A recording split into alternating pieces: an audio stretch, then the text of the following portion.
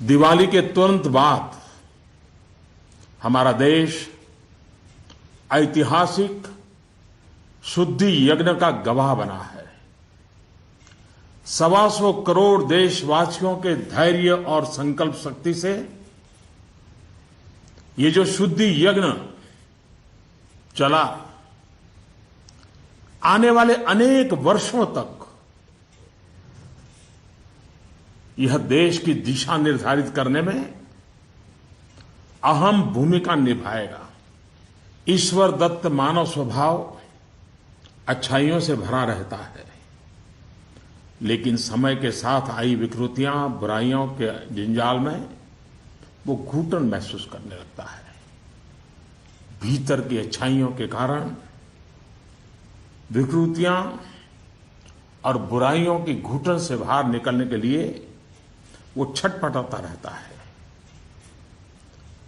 हमारे राष्ट्र जीवन और समाज जीवन में भ्रष्टाचार, काला धन, जाली नोटों के जाल ने ईमानदार को भी घुटने टेकने के लिए मजबूर कर दिया था।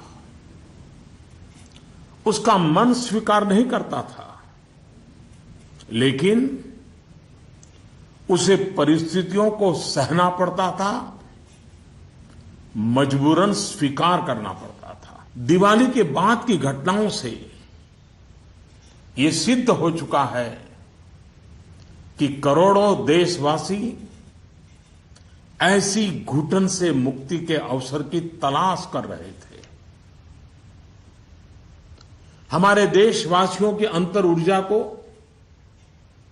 हमने कई बार अनुभव किया है।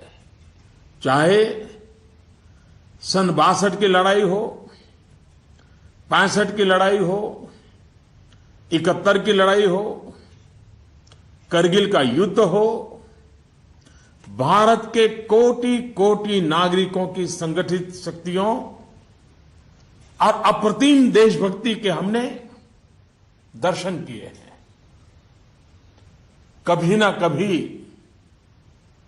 बुद्धिजीवी वर्ग इस बात की चर्चा जरूर करेगा कि बाह्य शक्तियों के सामने तो देशवासियों का संकल्प सहज बात है, लेकिन जब देश के कोटि कोटि नागरिक अपने ही भीतर घर कर गई बीमारियों के खिलाफ, बुराइयों के खिलाफ, विकृतियों के खिलाफ लड़ाई लड़ने के लिए मैदान में उतरते हैं, तो वो घटना हर किसी को नए सिरे से सोचने के लिए प्रेरित करती है। दिवाली के बाद लगातार देशवासी दृढ़ संकल्प के साथ, अप्रतिम धैर्य के साथ, त्याग की पराकाष्ठा करते हुए, कष्ट झेलते हुए बुराइयों को पराजित करने के लिए लड़ाई लड़ रहे हैं। जब हम कहते हैं कि कुछ बात है कि हस्ती मिटती नहीं हमारी, कुछ बात है कि हस्ती मिटती नहीं हमारी, इस बात को देशवासियों ने जी करके दिखाया है। कभी लगता था सामाजिक जीवन की बुराइयां, विकृतियां जाने अनजाने में, इच्छा अनिच्छा से हमारी जिंदगी का हिस्सा बन गए हैं। लेकिन 8 नवंबर के बाद की घटनाएं हमें पुनर्विचार करने के लिए मजबूर करती हैं। 125 करोड़ देशवासियों ने तकलीफें झेलकर, कष्ट उठाकर ये सिद्ध कर दिया है कि हर हिंदुस्तानी के लिए सच्चाई और अच्छाई कितनी अहमियत रखती है। काल के कपाल पर यह अंकित हो चुका है कि जनशक्ति का सामर्थ्य क्या होता है। उत्तम अनुशासन किसे कहते हैं? अपप्रचार की आंधी में सत्य को पहचानने की विवेक बुद्धि किसे कहते हैं? सामर्थ्यवान बेबाक बेईमान के सामने ईमानदारी का संकल्प कैसे विजय पाता है? गरीबी से बाहर निकलने को आतुर जिंदगी भव्य भारत के निर्माण के लिए क्या कुछ नहीं कर सकती? देशवासियों ने जो कष्ट झेला है वो भारत के उज्जवल भविष्य के लिए नागरिकों के त्याग की मिसाल है। 125 करोड़ देशवासियों ने संकल्पबद्ध होकर अपने पुरुषार्थ से, अपने परिश्रम से, अपने पसीने से उज्जवल भविष्य की आधारशिला रखी है। आमतौर पर जब अच्छाई के लिए आंदोलन होते हैं तो सरकार और जनता आमने सामने होती है। ये इतिहास की ऐसी मिसाल है जिसमें सच्चाई और अच्छाई के लिए सरकार और जनता दोनों मिलकर कंधे से कंधा मिलाकर लड़ाई लड़ रहे हैं। मेरे प्यारे देशवासियों, मैं जानता हूं कि बीते दिनों आपको अपना ही पैसा निकालने के लिए घंटों लाइन में लगना पड़ा, परेशानी उठानी पड़ी। इस दौरान मुझे सैकड़ों हजारों चिट्ठियां भी मिली हैं। हर किसी ने अपने विचार रखे हैं, संकल्प भी दोहराया है, साथ ही साथ अपना दर्द भी मुझसे साझा किया है। इन सब में एक बात मैंने हमेशा अनुभव की, आपने मुझे अपना मानकर के बातें कही हैं। भ्रष्टाचार, कालाधन, जाली नोट के खिलाफ लड़ाई में आप एक कदम भी पीछे नहीं रहना चाहते हैं। आपका ये प्यार आशीर्वाद की तरह है। अब प्रयास यह है कि नववर्ष में हो सके उतना जल्दी बैंकों को सामान्य स्थिति की तरफ ले जाया जाए। सरकार में इस विषय से जुड़े सभी जिम्मेदार व्यक्तियों से कहा गया है कि बैंकिंग व्यवस्था को सामान्य करने पर ध्यान केंद्रित किया जाए। विशेषकर ग्रामीण इलाकों में, दूर दराज वाले इलाकों में प्रोएक्टिव होकर के हर छोटी से छोटी कमी को दूर किया जाए ताकि गांव के नागरिकों की,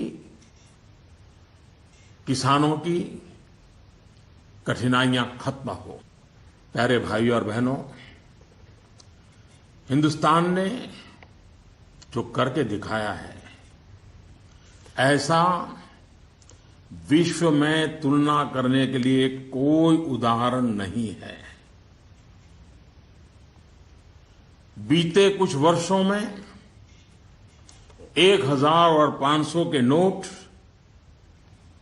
सामान्य प्रचलन में कम और पैरेलल इकोनॉमी में ज्यादा चल रहे थे। हमारी समकक्ष जो अर्थव्यवस्था वाले देशों में भी इतना कैश नहीं होता जितना हमारे यहां पहाड़ के पहाड़ हो गए। हमारी अर्थव्यवस्था में बेतहाशा बढ़े हुए नोट महंगाई बढ़ा रहे थे। कालाबाजारी बढ़ा रहे थे, देश के गरीब से उसका अधिकार छीन रहे थे। अर्थव्यवस्था में कैश का अभाव, नगद का अभाव तकलीफदेह है। तो हम ये भी न भूले, कैश का प्रभाव, नगद का प्रभाव और अधिक तकलीफदेह होता है। हमारा ये प्रयास है कि इसका संतुलन बना रहे। एक बात में सभी अर्थशास्त्रियों की सहमति है कि कैश अथवा नगद अगर अर्थव्यवस्था से बाहर होते हैं तो विपत्ति है। वही कैश या नकद अगर अर्थव्यवस्था की मुख्य धारा में हो तो विकास का साधन बनता है। इन दिनों करोड़ों देशवासियों ने जिस धैर्य, अनुशासन और संकल्प शक्ति के दर्शन कराए हैं, अगर आज लाल बहादुर शास्त्री होते, जयप्रकाश नारायण होते, राम मनोहर लोहिया होते, कामराज जी होते, तो अवश्य देशवासियों को भरपूर आशीर्वाद देते। किसी भी देश के लिए ये एक शुभ संकेत है कि उसके नागरिक कानून और नियमों का पालन करते हुए गरीबों की सेवा में, सरकार की सहायता के लिए मुख्य धारा में वापस आना चाहते हैं। इन दिनों इतने अच्छे अच्छे उदाहरण सामने आए हैं जिसका वर्णन करने में हफ्तों बीत जाए। नकद में कारोबार करने पर मजबूर अनेक नागरिकों ने कानून नियम का पालन करते हुए मुख्य धारा में आने की इच्छा प्रकट की है। ये अप्रत्याशित है और सरकार इसका स्वागत करती है। मेरे प्यारे देशवासियों, हम कब तक सच्चाइयों से मुंह मोड़ते रहेंगे? मैं आपके सामने एक जानकारी साझा करना चाहता हूं और इसे सुनने के बाद या तो आप हंस पड़ेंगे या फिर आपका गुस्सा फूट पड़ेगा। आपको जानकर के हैरानी होगी, सरकार के पास दर्ज की गई जानकारी के हिसाब से देश में सिर्फ और सिर्फ 24 लाख लोग ये स्वीकारते हैं कि उनकी आय 10 लाख रुपये सालाना से ज्यादा है। क्या किसी देशवासी के गले ये बात उतरेगी? आप भी अपने आसपास बड़ी बड़ी कोठियां, बड़ी बड़ी गाड़ियां देखते ही होंगे। देश के बड़े बड़े शहरों को ही देखें तो किसी एक शहर में आपको सालाना 10 लाख से अधिक आय वाले लाखों लोग मिल जाएंगे। क्या आपको नहीं लगता कि देश की भलाई के लिए ईमानदारी के आंदोलन को और अधिक ताकत देने की जरूरत है? भ्रष्टाचार, काले धन के खिलाफ इस लड़ाई की सफलता के कारण ये चर्चा बहुत स्वाभाविक है कि अब बेईमानों का क्या होगा, बेईमानों पर क्या बीतेगी, बेईमानों को क्या सजा होगी। भाइयों और बहनों, कानून का काम करेगा, पूरी कठोरता से करेगा, लेकिन सरकार के लिए इस बात की भी प्राथमिकता है कि ईमानदारों को मदद कैसे मिले, ईमानदारों को सुरक्षा कैसे मिले, ईमानदारी की जिंदगी बिताने वालों की कठिनाई कैसे कम हो। ईमानदारी अधिक प्रतिष्ठित कैसे हो, ये सरकार सज्जनों की मित्र है और दुर्जनों को सज्जनता के रास्ते पर लौटाने के लिए उपयुक्त वातावरण को तैयार करने के पक्ष में है। वैसे ये भी एक कड़वा सत्य है कि लोगों को सरकार की व्यवस्थाओं, कुछ सरकारी अफसरों और लाल फीताशाही से जुड़े कटु अनुभव होते रहते हैं। इस कटु सत्य को नकारा नहीं जा सकता। इस बात से कौन इनकार कर सकता है कि नागरिकों से ज्यादा जिम्मेवारी अफसरों की है, सरकार में बैठे छोटे बड़े व्यक्ति की है।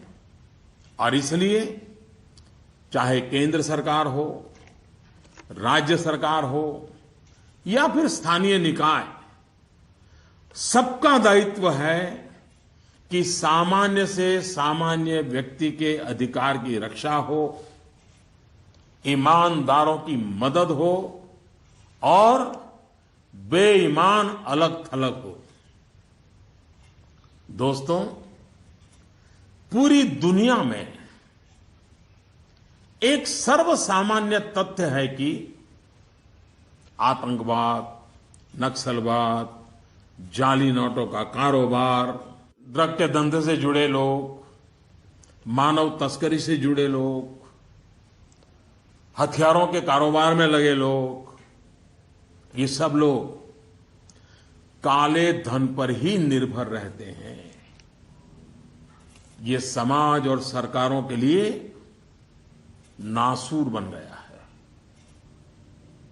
इस एक निर्णय ने इन सब पर गहरी चोट पहुंचाई है।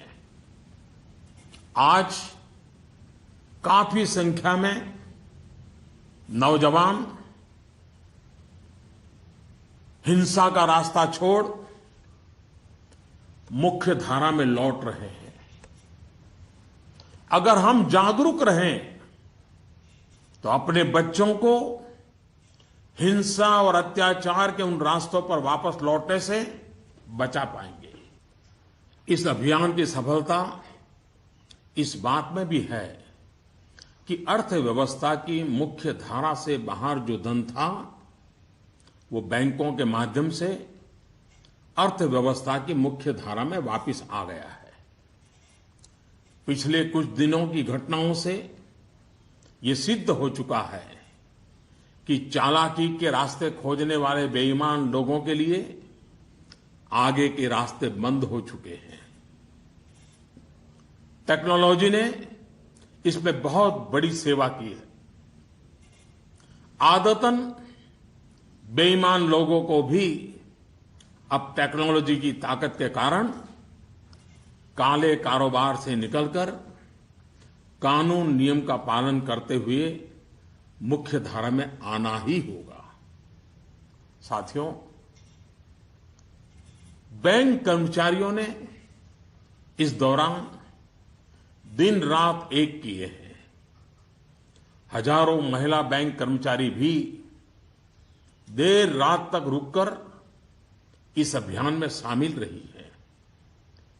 पोस्ट ऑफिस में काम करने वाले लोग, बैंक मित्र, सभी ने सराहनीय काम किया है। हां, आपके इस भगीरथ प्रयास के बीच कुछ बैंकों में कुछ लोगों के गंभीर अपराध भी सामने आए हैं। कहीं-कहीं सरकारी कर्मचारियों ने भी गंभीर अपराध किए हैं और आदतन फायदा उठाने का निर्लज्ज प्रयास भी हुआ है। इन्हें बख्शा नहीं जाएगा। भाइयों बहनों, देश के बैंकिंग सिस्टम के लिए एक स्वर्णिम अवसर है। इस ऐतिहासिक अवसर पर मैं देश के सभी बैंकों से आग्रहपूर्वक एक बात कहना चाहता हूं।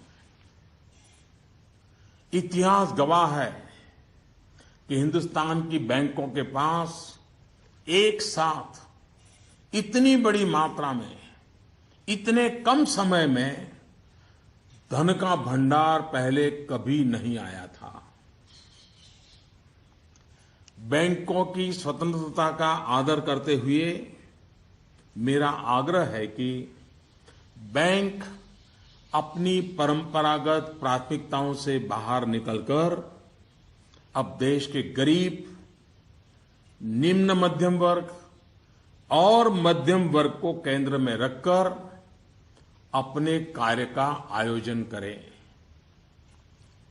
आज पूरा हिंदुस्तान जब पंडित दीनदयाल उपाध्याय की जन्म शताब्दी वर्ष को गरीब कल्याण वर्ष के रूप में मना रहा है, तब बैंक भी लोकहित के, गरीब कल्याण के इस अवसर को हाथ से न जाने दे। हो सके उतना जल्दी लोकहित में उचित निर्णय करें और उचित कदम उठाएं। जब निश्चित लक्ष्य के साथ नीति बनती है, योजनाएं बनती हैं, तो लाभार्थी का सशक्तिकरण तो होता ही है, साथ साथ इसके तात्कालिक और दूरगामी फल भी अवश्य मिलते हैं। पाई पाई पर बारीक नजर रहती है और इससे अच्छे परिणामों की संभावना भी पक्की होती है। गांव, गरीब, किसान, दलित, पीड़ित, शोषित, वंचित और हमारी महिलाएं जितनी सशक्त होगी, आर्थिक रूप से अपने पैरों पर खड़ी होगी, देश उतना ही मजबूत बनेगा और विकास भी उतना ही तेज होगा। सबका साथ, सबका विकास, इस ध्येय वाक्य को चरितार्थ करने के लिए नववर्ष की पूर्व संध्या पर देश के 125 करोड़ नागरिकों के लिए सरकार कुछ नई योजनाएं ला रही है। दोस्तों, स्वतंत्रता के इतने साल बाद भी देश में लाखों गरीबों के पास अपना घर नहीं है। जब अर्थव्यवस्था में काला धन बढ़ा तो मध्यम वर्ग की पहुंच से घर भी खरीदना दूर हो गया था। गरीब, निम्न मध्यम वर्ग और मध्यम वर्ग के लोग घर खरीद सकें, इसके लिए सरकार ने कुछ बड़े फैसले लिए हैं।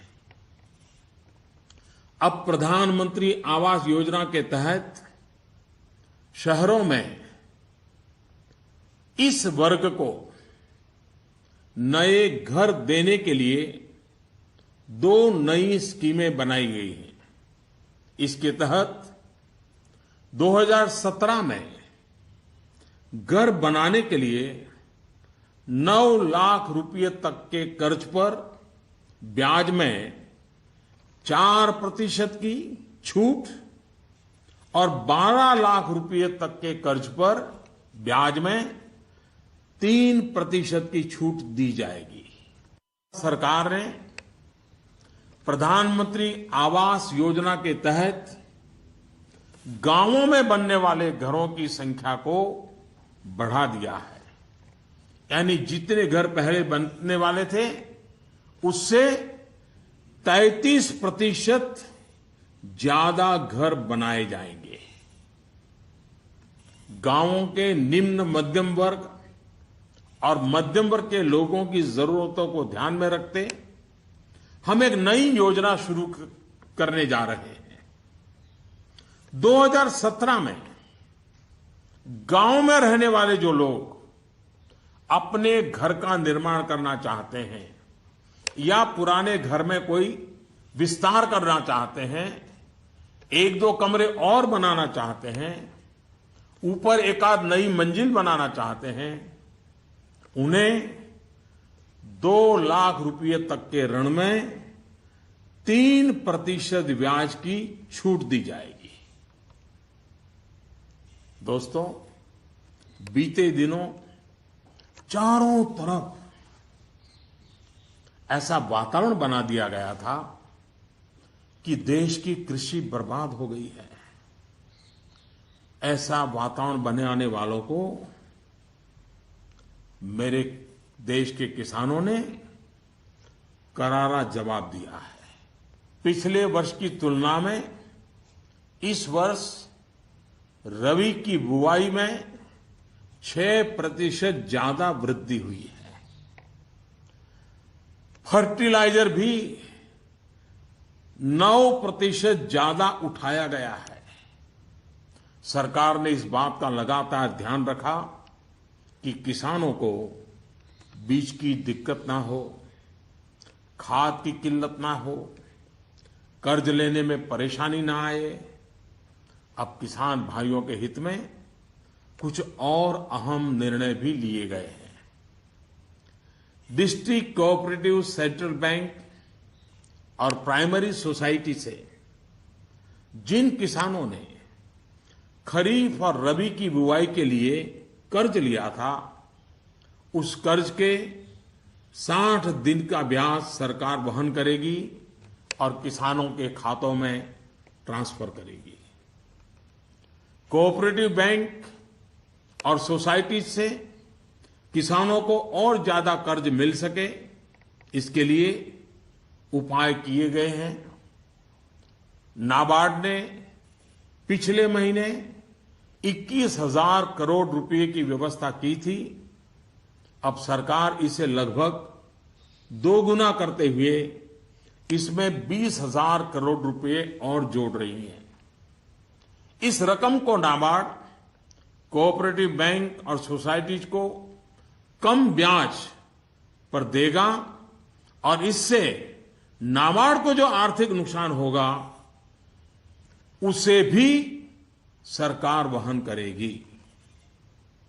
सरकार ने ये भी तय किया है कि अगले 3 महीने में 3 करोड़ किसान क्रेडिट कार्डों को रुपे कार्ड में बदला जाएगा।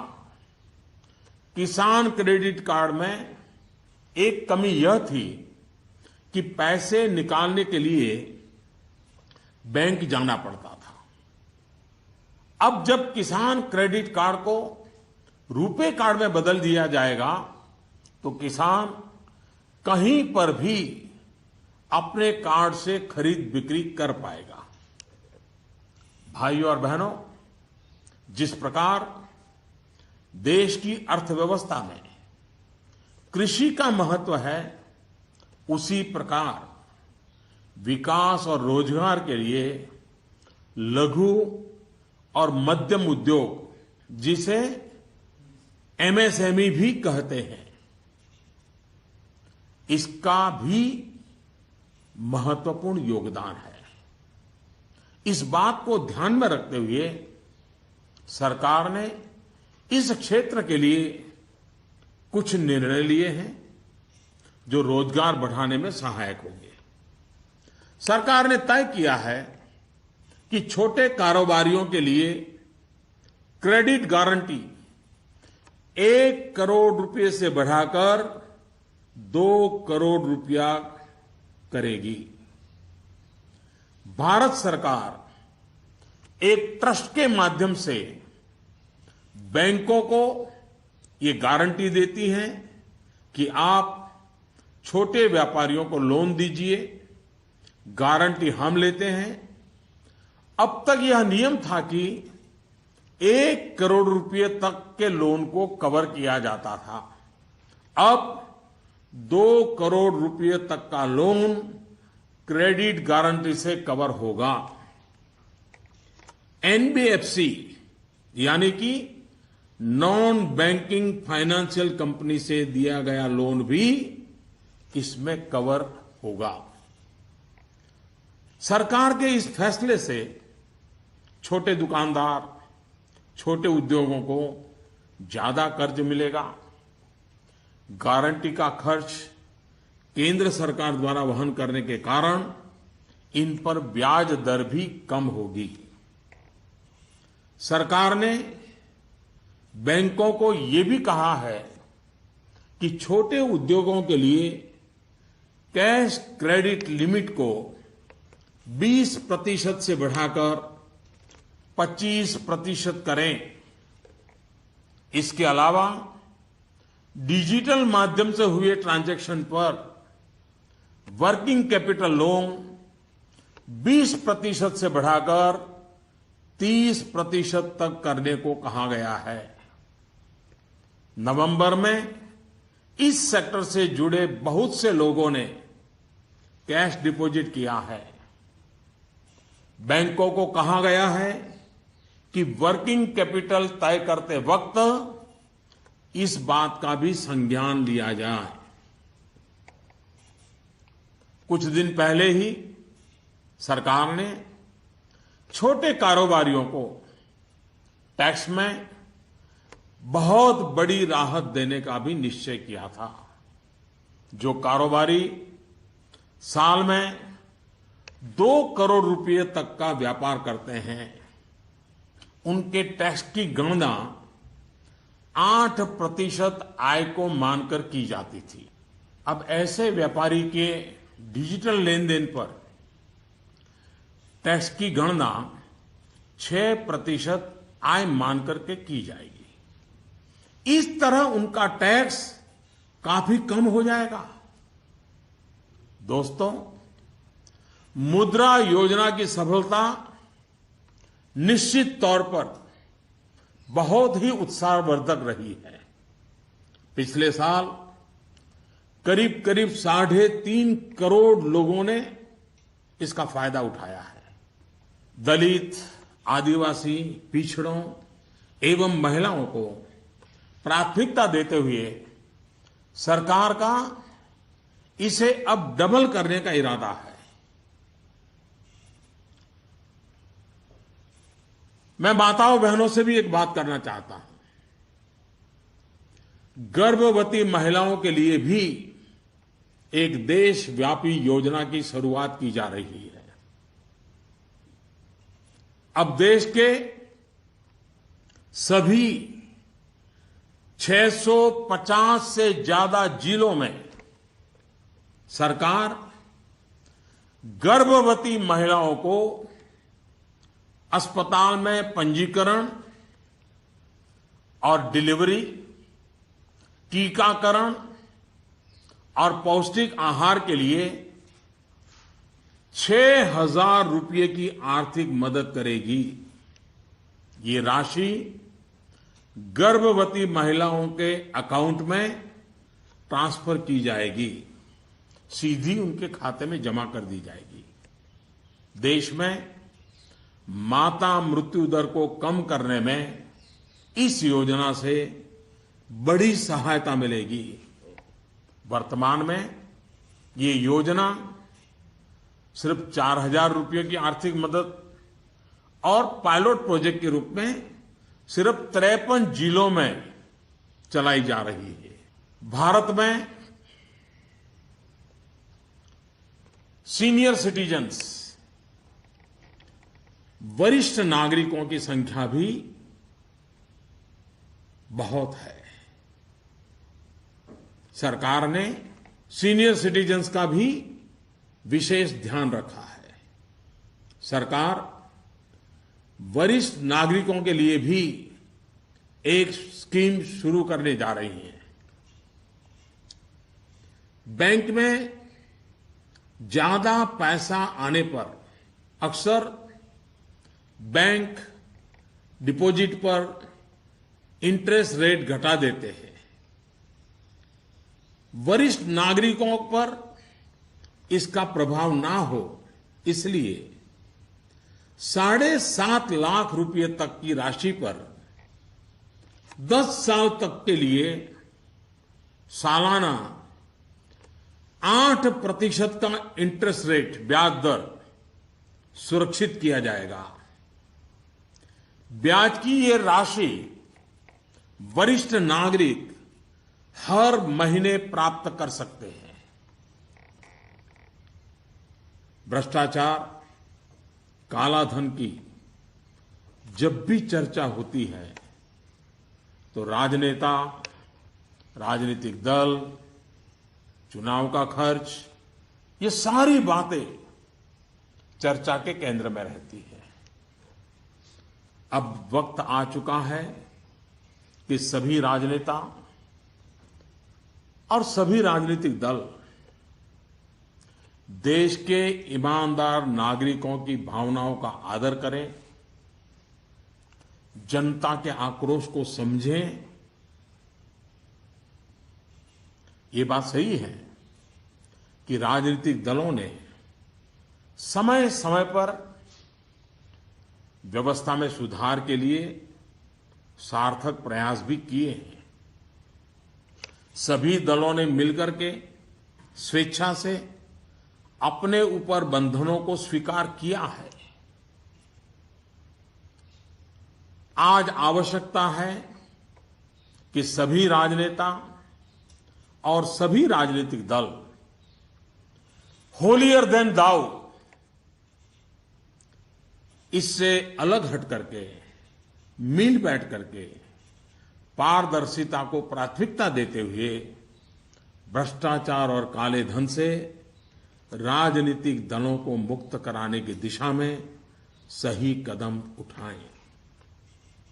हमारे देश में सामान्य नागरिक से लेकर के राष्ट्रपति जी तक सभी ने लोकसभा, विधानसभा का चुनाव साथ साथ कराए जाने के बारे में कभी न कभी कहा है।